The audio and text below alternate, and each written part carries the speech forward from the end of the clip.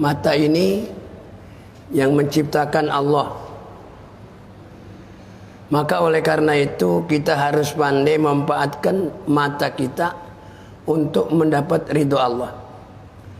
Dan kita harus sadari bahwa apa yang diberikan Allah kepada kita nanti akan dipertanyakan. Untuk apa matamu aku jadikan itu, padahal aku sudah perintahkan bahwa engkau aku ciptakan tidak ada lain hanya untuk beribadah. Maka kalau begitu sudah kita tahu mata yang begitu manfaat yang Allah berikan, maka harus kita gunakan. Salah satu dari mata, ya, upayakanlah sering-sering melihat firman-firman Allah atau Al-Quran untuk kita lakukan dan untuk kita baca. Masya Allah. Barangkali ada satu nikmat yang jarang tereyang-eyang dalam hati kita. Kita punya opak mata ini selalu berkedip, Pak. Bayangin, setiap detik berkedip. Siapa yang menggerakkan? Adalah Allah. Kan gak pernah terpikir oleh kita mencari kehebatan Allah, kebesaran Allah yang ada di tubuh kita. Kita punya tangan, punya mata, punya kuping, punya kaki. Pernah belum kita periksa untuk apa Allah jadikan tangan kita? Untuk apa kedua tangan ini ada kiri dan ada kanan? Pernahkah kita terpikir oleh kejadian-kejadian itu? Maka kita diburu ingatkan oleh Allah.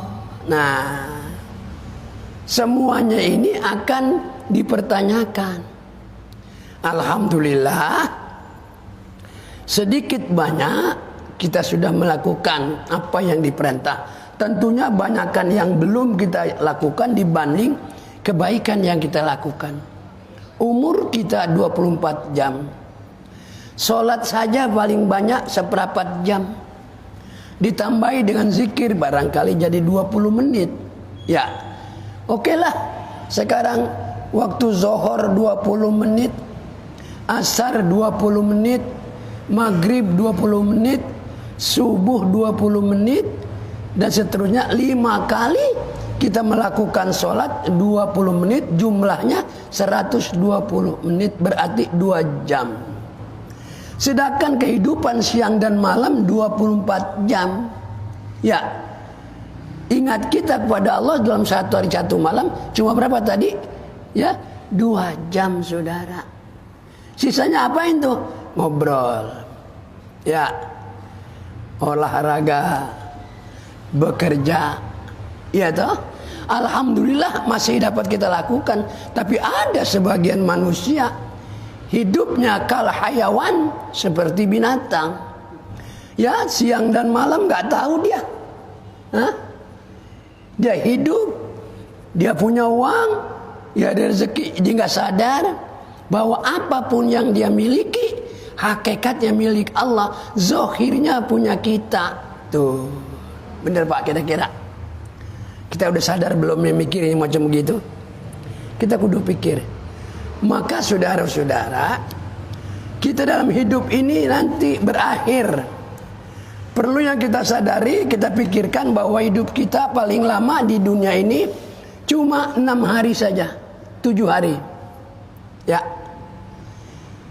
hari Minggu ke Minggu berarti 7 hari ya.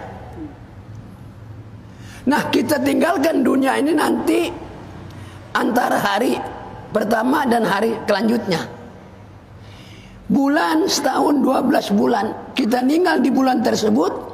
Mungkin di bulan 12, mungkin di bulan 1. Kita meninggal mungkin malam hari, mungkin siang hari. Tidak ada seorang pun yang tahu kalau dunia kita tinggalkan ini dengan kematian kita. Nah saudara, jadi perlu kita ingatlah. Ingat bahwa kita bakal mati. Setelah kita ingat kita bakal tinggalkan ini dunia, udah ada belum persiapan kita? Hah? Udah ada belum? Pertanyaan kita. Ya, tanya diri sendiri. Nah, Nabi mengatakan sampai mengingatkan buat kita, kun fid dunya ka'annaka gharib aw 'abirus sabil. Jadilah kalian merasa diri kalian bahwa hidup ini di dunia seperti orang asing atau orang perantau. Orang sejauh merantau tetap dia akan pulang.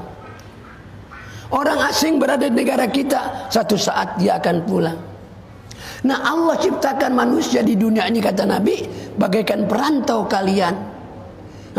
Sebagai musafir, kau bakal pulang. Ya, contohnya kecil aja. Orang Jawa Timur datang kemari, Jawa Tengah datang ke Jakarta, cari duit, saudara. Tetapi di Jakarta enggak cari duit. Ngobrol sini, ngobrol sana, kira-kira dapat uang enggak? Ya, dapat enggak kira-kira? Enggak. Betul. Nah, kalau pulang ke Jawa enggak bawa bekal, enggak bawa hasilnya. Bagaimana pandangan orang tua kita, saudara kita? Ngapain kowe ning Jawa, ning Jakarta kok? Bali orang go duit. Kan mesti keluarga kita nyeneni. Kalau bahasa Jawa nyeneni, dimarahin. Ya, sama. Harus sadar kita bahwa Allah ciptakan kita, wa ma khalaqtul jinna wal insa illa liya'budun. Aku tidak jadikan manusia ini hanyalah untuk berbakti, menyerahkan diri, perintah apa yang diperintah oleh Allah Subhanahu wa taala, itu saja. Setelah itu selesai. Apapun yang kita punya, apapun yang kita miliki sekarang, kalau sudah waktunya meninggal, tidak ada satu lembar sarung, satu lembar uang ratusan yang kita bawa. Ya, terkenal siapa nih dulu? Lin Xiong, yang orang kaya China ya, meninggal dunia. Perusahaannya banyak, duitnya triliunan. Mati, apa yang dibawa? Berapa banyak nih saudara-saudara kita duitnya miliaran. Makanya kita kudu pandai, kita kudu ingat apa yang diperintahkan Allah, apa yang diinginkan Allah, kita harus lakukan supaya kita pulang nanti membawa bekal. Bagi yang baru masuk sholat sunnah, nanti kalau udah habis kita lakukan sholat zuhur. Biasanya sini zuhur jam 12.10 atau jam 12 merapat, menunggu jamaah-jamaah supaya pada ikut jamaah ya. Jadi bersabar. Jadi biar sembahyang mendapat pahala 27. Kalau sholat sendiri cuma 1. Nah, oleh karena itu suatu waktu Bapak Mas baru masuk sudah sholat sunnah, 2 rakaat sudah sunnah. Ya bagus, jangan tinggalkan sholat sunnah. Kembali saudara, kita mensyukuri nikmat. Kita bakal mati kata Nabi. Ya, semua. Apalagi sekarang saudara, ujian-ujian besar buat kita, buat orang Islam nih. Ya, apa yang datang asabah, apapun yang datang musibah kepada seseorang, itu karena kehendak izin Allah Subhanahu wa taala. Maka oleh karenanya kita ini sebagai orang yang beriman, ayo cari bekal. Bekal kita apa? Di samping yang pokok kita kerjakan, kita harus menambahkan dari perkara yang sunnah-sunnah yang diajarkan oleh baginda Nabi besar Muhammad sallallahu alaihi wasallam, sepertinya sholat ba'diyah atau qobliyah zuhur. Ya. Terus kalau sudah sholat zuhur, ya kita lakukan, jangan keburu angkat pantat, ya baca istighfar dulu. Sebab saudara, orang yang banyak istighfar, orang yang banyak minta ampun, ya sekalipun catatan-catatan kita begitu banyak merah rapot kita, kalau sering kita minta ampun, maka akan dihapus oleh Allah Subhanahu wa taala. Jadi bersih catatan itu. Dan perlu kita ketahui bahwa hidup ini diawasi oleh para malaikat. Tugasnya malaikat mencatat apa yang kita kerjakan. Yang baik dicatat baik, yang tidak baik dicatat tidak baik, maksiat dicatat maksiat, ibadah dicatat ibadah. Nah inilah saudara, gitu. Jadi saya mengajak, kalau kita habis sholat Allahumma assalamualaikum, bacalah istighfar, minta ampun. Apa tujuannya minta hati kita? Ya Allah, ampuni barangkali sholat saya tidak khusyuk. Ya Allah, ampuni sholat saya kurang sempurna. Ya, kita menghadap kepada Allah kan kurang sempurna, betul nggak kira-kira? Nah, kita kadang-kadang lebih cinta sama manusia dibandingkan cinta kepada Allah. Buktinya mana? Kalau kita ketemu Presiden Pak Jokowi, kira-kira boleh nggak pakai kaos ketemu dia di istana? Pakai kaos doang, boleh nggak? Dilarang, saudara. Hah? Dilarang. Maka kita sekarang harus melebihi. Kalau kita ibadah, ya sholat dimanapun kita berada, alangkah baiknya kita harus melebihi cinta kita kepada Allah dibanding cinta presiden. Cara berpakaian, cara berakhlak. Apa kata kok begitu? Kata Allah, ya bani Adam, khuzu zinatakum inda kulli masjid. Wahai anak Adam, ambillah pakaianmu yang cakep, bukan yang mahal.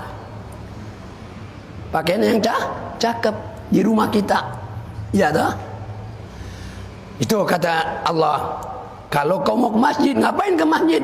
Tentunya kita ibadah, melakukan sholat, betul. Tapi maaf Pak, nggak boleh keras-keras sekarang.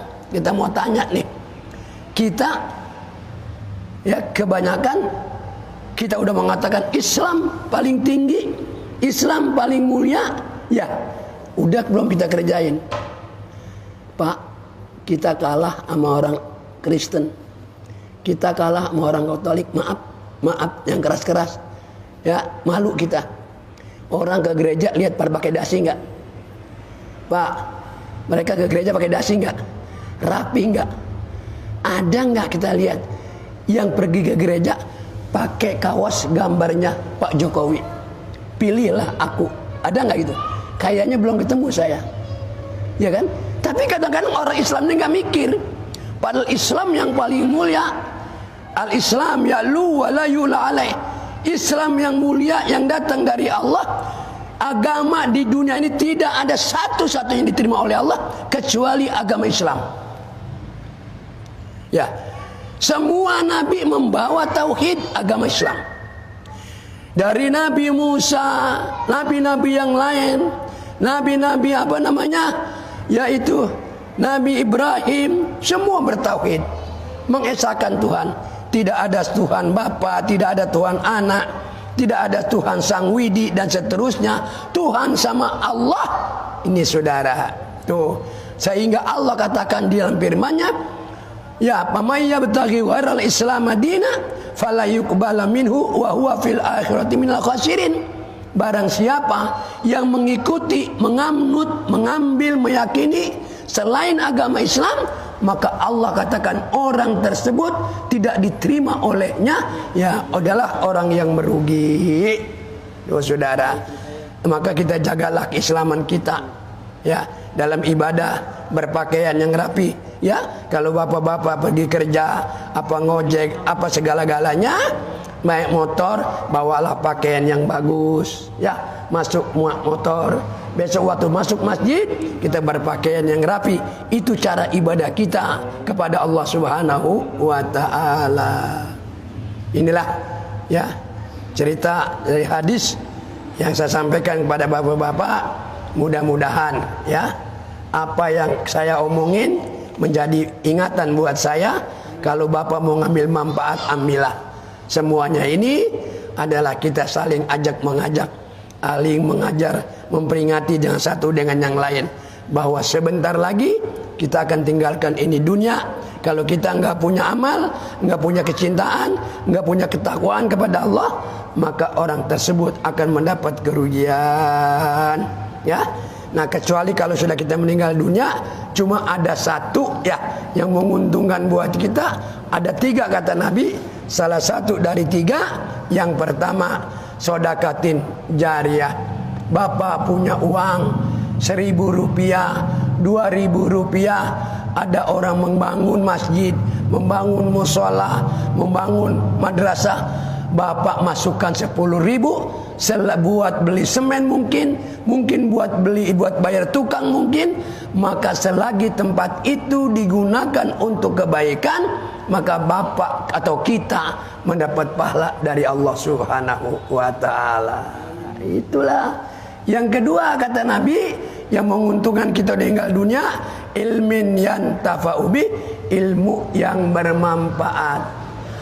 Ilmu yang kita miliki bukan ustaz saja, bukan kiai saja. Bapak pernah mengajarkan surat Fatihah kepada anak bapak, kemudian anak bapak sholat membaca Fatihah. Nah, itu dilakukan oleh anak kita, orang tua mendapat pahala. Ilmunya dikasih anaknya. Makanya jangan sampai orang tua itu tidak mengajarkan kepada anaknya, sangat rugi. Untuk dapat keuntungan, ilmu bapak punya baca Quran, baca Fatihah, ajarkan anaknya. Nanti anaknya membaca Quran, membaca Fatihah pada waktu sholat, orang tua mendapat pahala. Tuh, untungnya begitu. Terakhir ketiga, akan menguntungkan buat kita apa? Waladin solihin, anak yang soleh dan solehah. Inilah saudara, ya. Maka yang terakhir saya ucapkan terima kasih. Karena di sini setiap bulan, setiap hari sholat itu kotak berjalan. Yang masukkan uang 2.000, mungkin 5.000, mungkin 10.000. Untuk diapa? Dimanfaatkan untuk kepentingan masjid. Masjid yang dilakukan kebaikan, orang masuk ke sini berbuat baik, bapak naruh uang 2.000, terus mendapat pahala dari Allah Subhanahu wa ta'ala. Maka untuk diri kita, jangan kita medit, ya. Rokok saja sabu bulan habis 600 saudara, ya.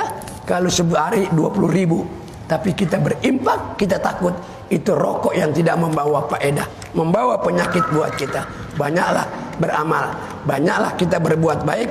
Buat siapa? Kata Allah, man amila salihan fali nafsi wa man asa fa alaiha. Barang siapa yang berbuat baik, kembali kepada dirinya. Siapa yang berbuat maksiat, kembali kepada dirinya. Itulah penyampaian dari Allah Subhanahu wa ta'ala. Mudah-mudahan obrolan kita siang hari ini akan menjadi peringatan buat kita, nasihat buat kita. Karena perintah kata Allah, fazakir, berikan peringatan, wa inna zikra tanfa'ul mu'minin, berikan peringatan kepada teman, pada saudara, pada tetangga, sebab peringatan itu membawa keuntungan bagi orang yang beriman kepada Allah Subhanahu wa ta'ala. Tutup dengan suratul Fatihah, minta kepada Allah biar ayah kita, kakek nenek kita, ibu bapak mertua kita yang sudah tiada, dan orang-orang yang menyumbang masjid ini, setiap zuhur, setiap asar dia masukkan uangnya untuk beribadah, berimpak di masjid. Mudah-mudahan mereka semua mendapat pahala oleh Allah Subhanahu wa ta'ala, kesalahan dimaafkan oleh Allah Subhanahu wa ta'ala, dan mudah-mudahan diberkati dalam kehidupannya, ditambahkan rezeki oleh Allah Subhanahu wa ta'ala. Al-Fatihah.